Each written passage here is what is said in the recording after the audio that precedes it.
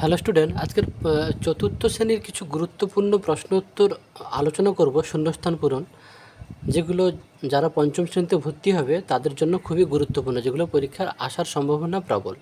দেখো, একদম প্রথম প্রশ্নটা দেখো আমি করব, যে ফাঁকা ঘরে শূন্যস্থান পূরণ। একদম প্রথম প্রশ্নটা কী আছে দেখো, 17 গুণিতক 4, 17 4 কত? 68। তাহলে এই সমান চিহ্ন কথাটার মানে একটু তোমাদের বুঝিয়ে দিই। সমান চিহ্ন মানে দুপাশে সমান হবে। তাহলে এটা গুণ করলে কত হচ্ছে? 68 হচ্ছে। তাহলে এটাও নিশ্চয়ই 68 হবে। তাহলে 18 আছে, তাহলে এখানে কত লিখলে 68 হবে? তাহলে 50 লিখলে 68 হবে, তাই না? এইভাবে তুমি এই যে 68টা, এই 50টা কেমন পেলে? তাহলে 68 থেকে এই 18টা বাদ দেবো, হলো। এটা গুণ করলে তো 68 হলো। এই 68 থেকে যদি 18টা বাদ দিই, তাহলে যেটা পড়ে থাকবে সেটা এখানে হবে। সোজা কথা, সমান চিহ্নের দুপাশটা সমান হবে। এটা গুণ করলে 68 হচ্ছে, তাহলে এটাও যেন, এটা আর এটা দুটো যোগ করলে যেন 68 হয়। তাহলে এখানে কত লিখলে, 18-র সঙ্গে কত যোগ করলে 68 হবে? 50 যোগ করলে। 50টা কেমন পেলাম? 68 থেকে 18 বাদ দেবে, দেখবে 50 হয়ে যাচ্ছে। ওকে, তারপরে দেখো, দুটি পরপর জোড় সংখ্যার গসাগু 2 হবে। সবসময় মাথায় রাখবে। ধরো এই 2-এর খ আমি করছি, দেখো দুটি পরপর জোড় সংখ্যা, ধরো 2 আর 4 দুটি পরপর জোড় সংখ্যা, এদের গসাগু করো। গসাগুর নিয়ম কি? কোনো সংখ্যা দিয়ে সবগুলো যেতে হবে। 2 দিয়ে যাবে, 2 একে 2, 2 2 4, আর এই পাশেরগুলোর গুণফল হয় গসাগু। দেখো 2 হলো। ধরো 4 8, এটাও তো না, 4 8 না, 4 আর 6 পরপর বলছে, হলো পরপর দুটি জোড় সংখ্যা। এটা দেখো কিসে 2 যাবে? 2 2 4, 2 3 6। দেখো সেই গসাগু কত হচ্ছে? 2 হচ্ছে। কী বলেছিলাম যে এই সাইটেরগুলো গুণ করলে গসাগু হবে, আর সাইটেরগুলো নিচেরগুলো গুণ করলে লসাগু হবে, তাই না? আর গসাগু কি? যতক্ষণ কোনো সংখ্যা দিয়ে সবগুলো যাবে, আর লসাগু কমপক্ষে দুটো যতক্ষণ যাবে ততক্ষণ করতে হবে। ওকে, তাহলে বোঝা গেল দুটি পরপর জোড় সংখ্যার গসাগু 2। তারপর গয়ের দাগে দেখো, গয়ের দাগে যেটা করেছে, এই যে 1-এর পিঠে 0 দিয়ে গুণ, কিন্তু আমি তোমাদের শিখিয়েছিলাম গুণের সময় দশমিক, এই যে মানে শুধুমাত্রই 1-এর পিঠে 0 দিয়ে গুণের সময় দশমিক ডান দিকে সরে, আর ভাগের সময় বাম দিকে সরে। কটা সংখ্যা সরবে? যটা শূন্য, দুটো সংখ্যা আছে, দুটো শূন্য আছে। তাহলে এই দশমিকটা এখানে আছে, এখান থেকে এখানে আসবে, একটা ঘর সরলো, আরেকটা ঘর সরাতে হবে, কেন? দুটো শূন্য আছে, যটা শূন্য থাকবে তটা সংখ্যা সরে। তাহলে এখানে একটা ঘর সরালে এখানে আসবে, আর একটা সংখ্যা নিয়ে মানে শূন্য লাগাতে হবে। তার জন্য দেখো, তাহলে 22 5 0 হবে, 22 5 0। তাহলে দশমিকটা ধরো ডান পাশে আছে, ডান পাশে দশমিক দিতে পারো, না দিতে পারো, চলো। তারপরে 2 কিগ্রা 75 গ্রাম সমান কত গ্রাম? দেখো, গ্রাম করতে বলছে, এটা গ্রাম আছে, তাহলে একে শুধু যদি গ্রাম করি, আমি আগের অঙ্কটাতে দেখাচ্ছিলাম, তাহলে কিগ্রা থেকে যদি আমি গ্রামে যাই,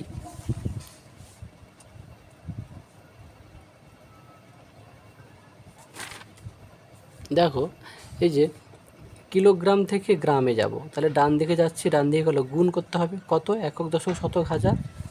তাহলে দেখো এটাও তাহলে আমরা হাজার দিয়ে গুণ করব। এই দেখো, তো 2 ছিল, 2 লিখেছি, গুণিত হাজার দিয়ে গুণ করেছি, আর এটা তো গ্রাম করা আছে, যার জন্য যোগ চিহ্ন দিয়ে গ্রাম লিখে দিয়েছি, হলো। তাহলে 2 আর 1000 2000 হচ্ছে, আর যোগ 75, তাহলে 2075 গ্রাম। এটা দেখো, 2 সপ্তাহ 3 দিন সমান কত দিন? দেখো দিন করতে বলছে প্রশ্নে, এটা তো দিন করা আছে, তাহলে একে শুধু দিন করব।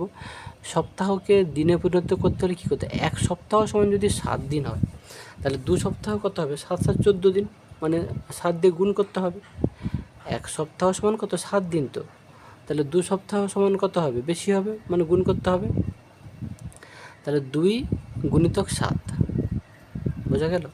2 গুণিতক 7 যুক্ত 3, কেন এটা তো দিন করা আছে। 2 7 14 আর 3, তা টোটাল 14 আর 3 যোগ করলে 17 দিন। তো ওদের যদি মাথায় আনতে কষ্ট হয়, তোমরা প্রথমে এরকম আস্তে আস্তে করবে। 1 সপ্তাহ সমান কত দিন? না 7 দিন। তাহলে 2 সপ্তাহ সমান কত দিন? 7 7 14 দিনও বলতে পারো। তাহলে 14 দিন আর 3 দিন, তাহলে মোট কত হলো? 17 দিন। দেখো, আচ্ছা, 3 অঙ্কের মোট সংখ্যা কটি? 900টি। মুখস্থ করে নেবে, 3 অঙ্কের মোট সংখ্যা 900টি। আচ্ছা, বৃত্তের বক্র সীমারেখাকে বলে পরিধি। এটা কেমন জানো তো? এই ধরো একটা বৃত্ত, এইটাকে বলছে, এই যে বক্র সীমারেখা, এইটাকে বলছে বক্র সীমারেখা। হলো, এটা হচ্ছে বৃত্তের কেন্দ্র, তাই না? জানো তো, এটা এটা কেন্দ্র, আর এই কেন্দ্র দিয়ে যে সরলরেখাটা যায় তাকে কি বলে বলো দেখি? ব্যাস বলে। হলো, এখান থেকে এত দূর ব্যাস, আর এখান থেকে মানে এখান থেকে এত দূর এটাকে বলে ব্যাসার্ধ, পুরোটাকে বলে ব্যাস। আর এখান থেকে এত দূর বা এখান থেকে এত দূর এটাকে বলে ব্যাসার্ধ। যাই হোক, তাহলে এই বক্ররেখাটাকে কী বলে? পরিধি বলে, পরিধি বলে।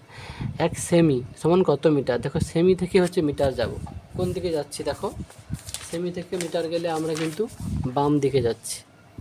দেখো, সেমি মানে সেন্টিমিটার, দেখো সেন্টিমিটার থেকে মিটার, তাহলে বাম দিকে আসছি। দেখো, এই যে বাম দিকে গেলে ভাগ হয় কত দিয়ে? সেমি থেকে মিটার, যেখান থেকে যত দূরে এলো, একক, দশক, শতক, 100 দিয়ে ভাগ করব। দেখো, যেটা প্রশ্নে ছিল সেটা লিখেছি, ভাজিতক চিহ্ন যেহেতু বাম দিকে যাচ্ছে, সেমি থেকে মিটারে গেলে কি বাম দিকে যেতে হয়, তাহলে 100 দিয়ে ভাগ করছি। এর দশমিক নেই মানে কোথায় আছে বলো দেখি? বাম, এই ডান, এখানে আছে, সরি ডান পাশে আছে। দুটো সংখ্যা সরবে, কেন? দুটো শূন্য আছে, তাই একটা সংখ্যা সরলে এখানে হবে, আর একটা সংখ্যা নেই মানে শূন্য লাগাতে হবে, শূন্য লাগিয়ে এখানে, তাহলে 0.01 উত্তর হবে। তাহলে 0.01 এখানে কিন্তু করে ফেলবে না, এখানে মনে মনে করে উত্তরটা এখানে লিখবে। তা প্রথম তিনটি বিজোড় সংখ্যা কি কি বলো দেখি? 1, 3, 5, 1, 3, 5।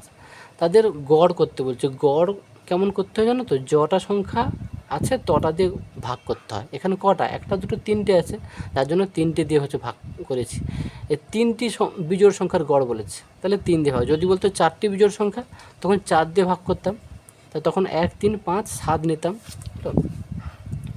তাহলে প্রথম তিনটি বিজোড় সংখ্যা গড় মানে প্রথম তিনটি বিজোড় সংখ্যাকে যোগ করে 3 দিয়ে ভাগ করব।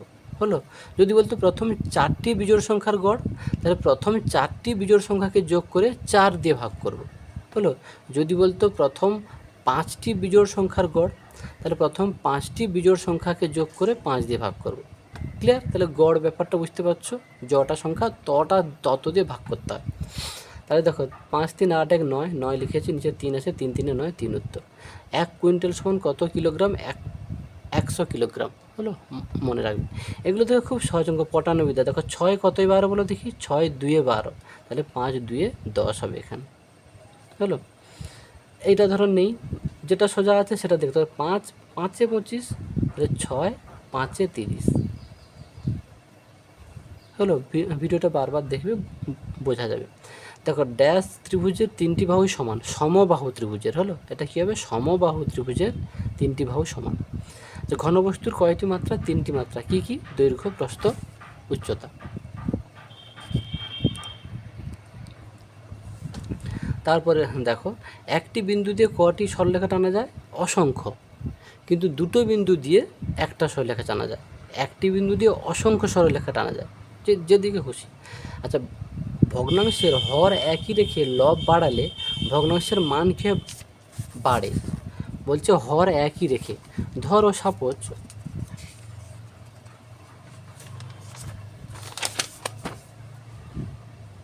একটা ভগ্নাংশ, ধরো 5/7, এটা কিন্তু হর একই রাখতে বলছে।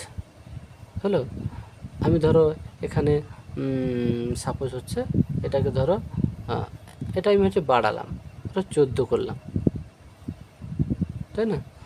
এটা কিন্তু এর মানটা কিন্তু অনেক বাড়লো। কেন? 7 2 14, 2 হলো এর মান। আর একে তুমি 5কে 7 দিয়ে ভাগ করো। এই যে এইরকম স্টাইলে যখন থাকবে না, সবসময় মনে রাখবে এই ওপরেরটাকে নিচেরটাকে দিয়ে ভাগ করতে হয়।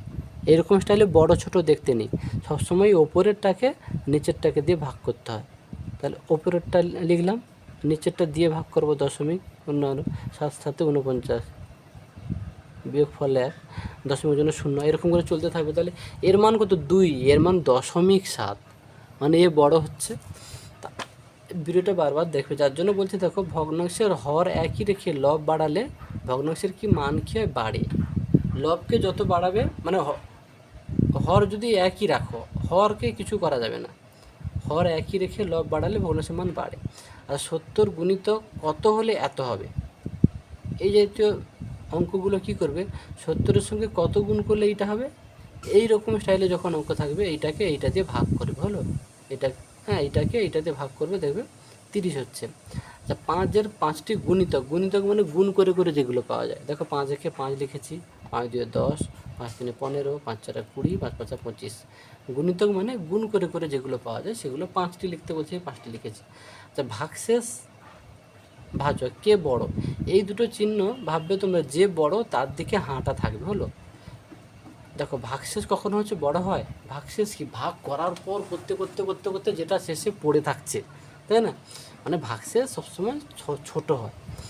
তাহলে কি বলেছি, যেটা এই যে চিহ্নগুলো কীরকম বসাবে, যে বড় তার দিকে হাঁটা থাকবে। তাহলে কি ভাজক বড়, তাহলে দেখো আমি ভাজকের দিকে হাঁটা করে দিয়েছি। আচ্ছা 4 আর 9 পরস্পর কী বলো দেখি, মৌলিক সংখ্যা। কেন বলো দেখি, এদের গসাগু হচ্ছে 1 হবে। বুঝতে পারছো? মৌলিক সংখ্যা কাকে বলে, যাদের দুটি সংখ্যার গসাগু 1 হলে।